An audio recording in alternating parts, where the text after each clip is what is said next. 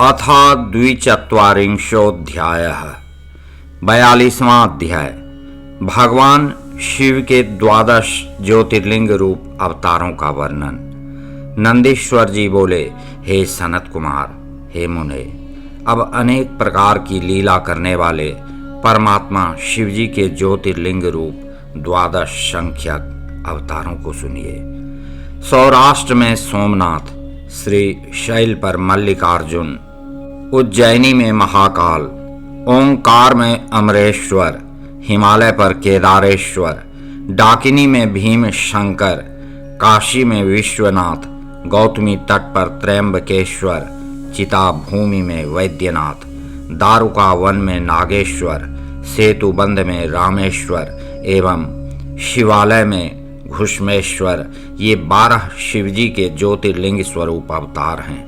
हे मुने, ये परमात्मा शिव के 12 ज्योतिर्लिंगावतार दर्शन तथा स्पर्श से पुरुषों का कल्याण करने वाले हैं। इन 12 ज्योतिर्लिंगों में प्रथम सोमनाथ नामक ज्योतिर्लिंग चंद्रमा के दुख का नाश करने वाला है। उसके पूजन से क्षय और कुष्ठ आदि रोगों का विनाश होता है। यह सोमेश नामक शिवावतार सुंदर सौराष्ट्र देश में लिंग रूप से स्थित है। पूर्व काल में चंद्रमा ने इसकी पूजा की थी। वहीं पर चंद्रकुंड है जो समस्त पापों का नाश करने वाला है। बुद्धिमान पुरुष वहां स्नान करने मात्र से सभी प्रकार के रोगों से छुटकारा पा जाता है। शिव जी के परमात्मा स्वरूप महालिंग सोमेश्वर का दर्शन करने से मनुष्य पापों से मुक्त हो जाता है और भोग तथा मोक्ष प्राप्त करता है। हे तात, शिव का मल्लिकार्जुन नामक दूसरा अवतार श्री शैल पर हुआ था, जो भक्तों को मनोवांछित फल प्रदान करता है। हे मुने, वे भगवान शिव कैलाश पर्वत से पुत्र कार्तिकेय को देखने के लिए अत्यंत प्रीति पूर्वक श्री शैल पर गए और वहां लिंग रूप से भक्तों के द्वारा संस्तुत हुए। हे मुने, उस द्वितीय ज्योतिर्लिंग की पूजा करने से महान सुख की प्राप्ति होती है और अंत समय में वह निःसंदेह मुक्ति प्रदान करता है। हे तात, शिवजी का तीसरा महाकाल नामक अवतार उज्जैनी में अपने भक्तों की रक्षा के लिए हुआ था। पूर्व काल में रत्नमाला नामक स्थान पर निवास करने वाला वेदोक्त धर्म का विध्वंसक, सर्वनाशक, ब्राह्मण द्वेषी दूषण नामक असुर उज्जैनी गया। तब वेद नामक ब्राह्मण के पुत्र ने शिवजी का ध्यान किया। तब प्रकट हुए उन शिवजी ने उस असुर को हुंकार मात्र से उसी समय भस्म कर दिया था। इस प्रकार उस दैत्य को मारकर देवगणों से प्रार्थित होकर अपने भक्तजनों की रक्षा के लिए वे महाकाल नामक ज्योतिर्लिंग स्वरूप से वहीं उज्जैनी में प्रतिष्ठित हुए। इस महाकाल नामक ज्योतिर्लिंग के दर्शन तथा यत्न पूर्वक पूजन से सभी कामनाएं सिद्ध हो जाती हैं और अंत में उत्तम गति की प्राप्ति होती है। परमात्मा शिवजी के द्वारा धारण किया गया परमेश्वरीय संपन्न चौथा अवतार ओंकारेश्वर नाम से प्रसिद्ध है, जो भक्तों को इच्छित फल देने वाला है। विंध्य के द्वारा भक्ति भाव से विधि पूर्वक पार्थिव लिंग स्थापित किया गया, जिससे विंध्य की कामनाओं को पूर्ण करने वाले वे महादेव आविर्भूत हुए। देवगणों के द्वारा प्रार्थना किए जाने पर शिवजी वहां 2 रूपों में स्थित हो गए। हे मुनीश्वर, लिंग रूप से स्थित हुए वे भक्तों पर कृपा करने वाले और भोग तथा मोक्ष देने वाले हैं। हे मुनीश्वर, प्रणव में ओंकार नाम से स्थित शिव ओंकारेश्वर नाम से प्रसिद्ध हैं और पार्थिव लिंग परमेश्वर नाम से प्रसिद्ध है। हे महामुने, इनके दर्शन तथा पूजन करने से भक्तों को अभिष्ट फल की प्राप्ति होती है। इस प्रकार मैंने आपसे चतुर्थ स्थानीय ओंकारेश्वर तथा परमेश्वर ज्योतिर्लिंगों का वर्णन किया। परम शिव का 5वां अवतार केदारेश नाम वाला है। यह ज्योतिर्लिंग रूप से केदार क्षेत्र में स्थित है। विष्णु के जो नर नारायण नामक अवतार हैं, उनके द्वारा तथा वहाँ के निवासियों द्वारा प्रार्थना किए जाने पर वे शिव हिमालय के केदार नामक स्थान पर स्थित हुए। उन दोनों ने ही इन केदारेश्वर नामक ज्योतिर्लिंग की पूजा की थी।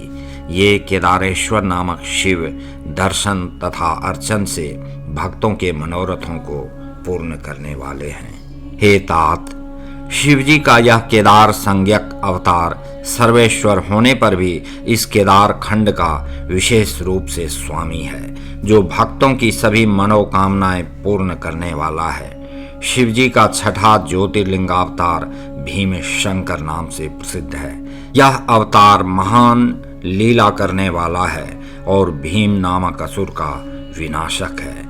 इन्हीं भीम शंकर ने भक्तों को दुख देने वाले भीम नामक अद्भुत दैत्य को मारकर कामरूप देश के सुदक्षिण नामक भक्त राजा की रक्षा की थी।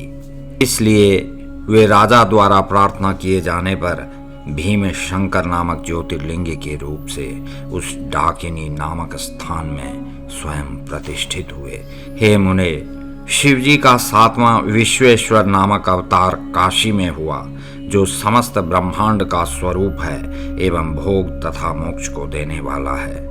विष्णु आदि समस्त देवों ने इस विश्वेश्वर ज्योतिर्लिंग का पूजन किया और कैलाशपति भैरव तो इनकी नित्य ही पूजा करते हैं। स्वयं सिद्ध स्वरूप ये प्रभु अपनी काशीपुरी में ज्योतिर्लिंग स्वरूप से विराजमान हैं तथा मुमुक्षुओं को वहां पर मुक्ति प्रदान कर रहे हैं। जो लोग भक्ति पूर्वक काशी तथा विश्वेश्वर के नाम का निरंतर जप करते हैं, वे कर्मों से सर्वदा निर्लिप्त रहकर कैवल्य पद के भागी होते हैं। शिवजी का त्रयंबक नामक आठवां अवतार महर्षि गौतम के द्वारा प्रार्थना किए जाने पर गौतमी के तट पर हुआ और महर्षि गौतम द्वारा प्रार्थना किए जाने पर वहीं पर उनकी प्रसन्नता के लिए शिवजी ज्योतिर्लिंग स्वरूप से अचल होकर प्रेम पूर्वक प्रतिष्ठित हो गए। उन महेश्वर के दर्शन, स्पर्श एवं अर्चन से सभी कामनाएं पूर्ण होती हैं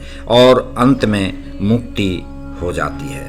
यह आश्चर्यकारी है। शिव के अनुग्रह से वहां पर गौतम के प्रीतिवश पवित्र करने वाली शिव प्रिया गंगा गौतमी नाम से स्थित हैं।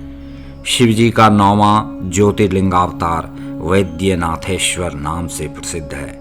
नानाविध लीलाएं करने वाले वे प्रभु रावण के निमित्त प्रकट हुए थे।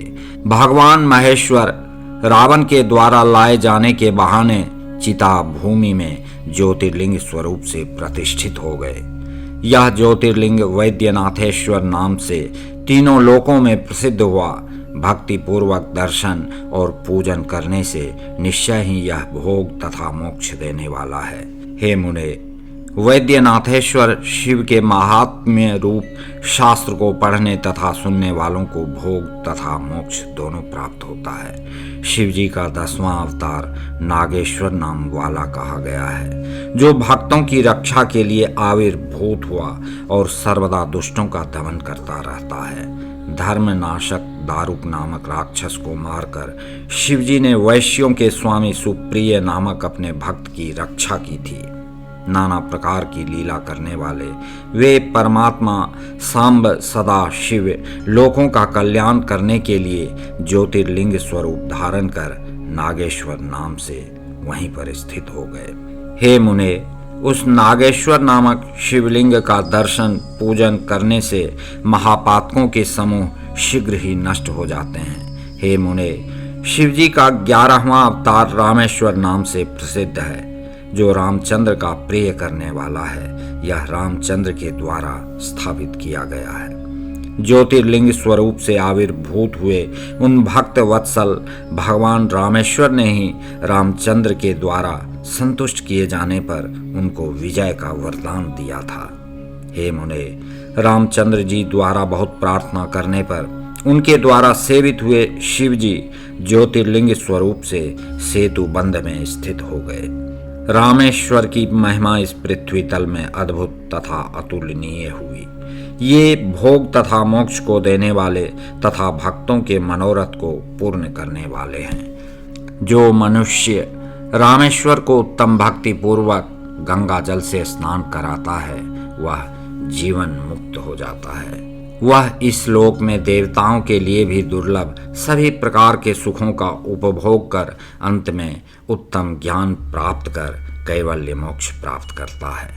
शिवजी का 12वां अवतार घुश्मेश्वर नाम से प्रसिद्ध है, जो भक्तों पर कृपा करने वाला, अनेक विध लीला करने वाला तथा घुष्मा को आनंद देने वाला है।